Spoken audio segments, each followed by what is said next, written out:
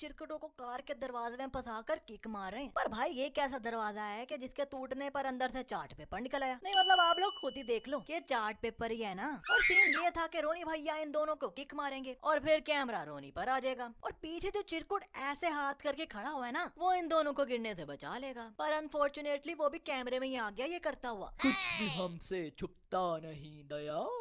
इस सीन में 10 ट्रक आए और रोनी अकेला, और उन सब में से ये बंदे भी उतरे नीचे रोनी को मारने के लिए। पर जब कैमरा पीछे से दिखा रहा है तो ये 6 बंदे हैं, और रोनी जब इन सबको मार गिराता है तो ये 6 बंदे ही हैं। लाइक ये एक है, ये 2, ये तीसरा, ये चौथा, ये पांचवा, ये 6। पर बाकी 4 ट्रक क्या भूत चला रहे थे? जो ट्रक 10 थे और ड्राइवर 6। Explain us please. अब इस सीन में मिस्टेक्स हैं। सो यहाँ रोनी जब इन गाड़ियों को बुलाता है तो ऊपर ये दोनों बंदे भी चढ़े हुए हैं। पर जैसे ये गाड़ी इस तार पर लग के ब्लास्ट होती है तो ऊपर वाले वो 2 बंदे गायब हो जाते हैं।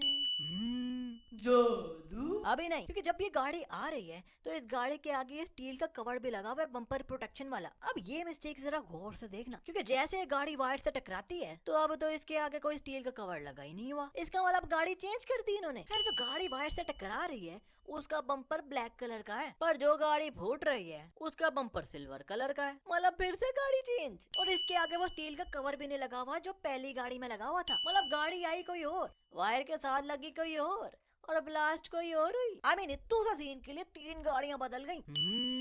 जादू। अभी भी नहीं, क्योंकि भाई इतनी बड़ी गाड़ी ब्लास्ट हुई है पर रोनी भैया को उसका इतू सा भी कोई पार्ट नहीं लगा। जादू। अभी भी नहीं, क्योंकि भाई मुझे तो ये समझ नहीं आ रही कि ये गाड़ी ब्लास्ट कैसे हो गई, क्योंकि इस एंगल से तो यहाँ कोई वायर लगी नजर आ ही नहीं रही और इस एंगल से भी क्लियरली कोई वायर और डंडे लगे नजर नहीं आ रहे। पर गाड़ी इतू सी आगे जाती है तो वायर के साथ टच होकर फूट जाती है। एंड फाइनली जादू। इस सीन में रोनी इस हेलीकॉप्टर के दरवाजे से ये गोलियां रोक रहा है। चलो वो तो सही है, पर जो चिरकुट गोलियां मार रहा है वो भी दरवाजे पर ही गोलियां मारी जा रहा है। नीचे रोनी भैया के पैरों पर तो कोई कवर नहीं है ना, तो वहीं गोली मार कर उन्हें गिरा दे। और सब गोलियां इस शील्ड पर ही मारी जा रहा है। खैर भाई इतनी हैवी गोलियां लग रही है इस हेलीकॉप्टर के दरवाजे को, पर इसे कुछ नहीं हो रहा। पर रोनी भैया जब इसे उड़कर एक किक मारते हैं तो ये टेढ़ा हो जाता है। यहाँ रोनी भैया उल्टी स्लिप मारते हैं और ऐसे टैंक के नीचे से इसके पीछे आ जाते हैं। पर भाई इतनी लंबी स्लिप मारी इन्होंने, ऐसे तो इनका नीचे से सब कुछ छिल जाना चाहिए था ना। नीचे से सब कुछ I mean, सब मतलब नीचे से पैंट फट जानी चाहिए थी यार, बट पैंट पर तो इतना सा स्क्रैच भी नहीं आया। विक्रम भैया एक पुलिस वाले हैं, पर मुझे ये समझ नहीं आ रही कि इनकी पुलिस में सिलेक्शन कैसे हो गई, क्योंकि जब भी इन्हें मार पड़ती है तो भाई ये रोनी को बुला लेते हैं। नहीं मतलब पुलिस में सिलेक्शन के लिए भी क्या रोनी भैया को बुलाया होगा? और भाई जब ये रोनी को बुलाते हैं तो पता नहीं हवा क्यों चलने लग जाती है, और हवा लग भी सिर्फ इन्हें ही रही है, पीछे किसी को नहीं लग रही। और यहाँ भी रोनी को बुलाया और हवा चलने लग गई। और यार इस सिनेमा में क्या साफ सफाई नहीं की इन्होंने क्या? और जो रोनी भैया आते ही है तो इतनी मट्टी उड़ रही है। यहाँ बाय 1 गेट 2 फ्री वाला काम हो रहा है, क्योंकि रोनी भैया एक चिरकुट को किक मारते हैं और 2 चिरकुट खुद ही आकर पीछे लगी जा रहे हैं। वो छोड़ो, यहाँ तो ये आराम से खड़े हैं और ये चिरकुट आकर रोनी के साथ लगकर खुद उड़कर चले गए।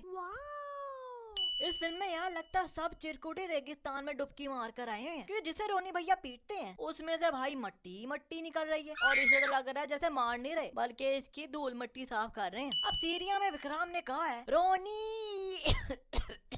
तो रोनी भैया उड़ते हुए यहाँ भी आ गए। पर भाई जब इस एंगल से दिखा रहे हैं तो ये इस विंडो में से आ रहे हैं, मतलब सिर्फ एक ही विंडो का शीशा टूट रहा है। पर जैसे कैमरा इस साइड से दिखाता है तो ये तो 2 खिड़कियों के बीच में से आ रहे हैं, मतलब अब 2 खिड़कियों के शीशे टूट रहे हैं। और इस एंगल से दूर दूर तक कोई रस्सी और चेन लटकी नजर नहीं आ रही, तो ये कोई चेन पकड़ के लटक जाते हैं। इस सीन में 1 नहीं 2 नहीं बल्कि 3 इतने बड़े बड़े हेलीकॉप्टर रोनी भैया पे गोलियां चला रहे हैं, पर रोनी को एक गोली भी नहीं लगी। नहीं मतलब जिसने हेलीकॉप्टर खरीदे होंगे ना वो भी कहता होगा भाई मारो मुझे, मारो मुझे, मारो। मतलब भाई एक गोली भी नहीं लगी। नहीं ये मजाक हो रहा है, एक सेकंड यार मजाक हो रहा है। ये सीन देखकर मुझे तो ऐसा लगा जैसा मैं GTA खेल रहा हूँ, वो भी चीट कोड लगाकर। यहाँ रोनी भैया ने सबको बस टच ही किया लाइक दिस, और इतनी सी टचिंग पर इन सब की हड्डियां टूटना शुरू हो गई। ये सब तो लगता है कुछ ज्यादा ही जोनी भैया की फिल्में देखते होंगे, और इन्होंने किसी के हाथ पर इतना सा भी टच नहीं किया। तो आगे जाते हैं तो इस चिरकुट का तो हाथ ही टूट गया, ऊपर से हाथ भी देखो कैसे टूट रहा है, मतलब लिटरली कोई बंदा इसकी शर्ट के अंदर से डंडा दे रहा है, और उसका अंगूठा आप क्लियरली देख सकते हो। यहाँ इन तीनों के पीछे टैंक लगे हुए हैं, पर रोनी सिया को बचा लेता है।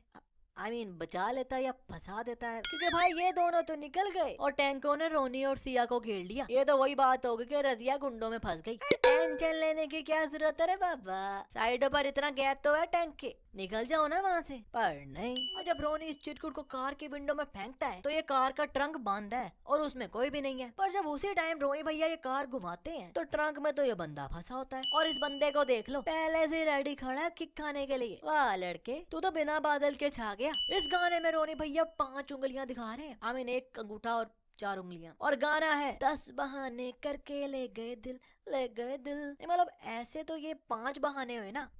अरे रोनी भैया ऐसे नहीं लगता आरक्यू, ऐसे लगता है। बागी 3 मूवी के सॉन्ग में ये नेहा कहाँ से आ गई? अबे यार ये तो बागी 2 में मर गई थी ना, तो रोनी की जो गर्लफ्रेंड थी, और रोनी भी उसे देख कर कोई लिफ्ट ही नहीं करवा रहा। वाह भाई। खैर अब टाइम है उस IQ क्वेश्चन के आंसर का। क्वेश्चन था कि वो कौन सा बर्ड है जिसके सर पर पैर होते हैं? तो भाई हर बर्ड के ही सर पर पैर होते हैं, I mean, सर और पर और पैर।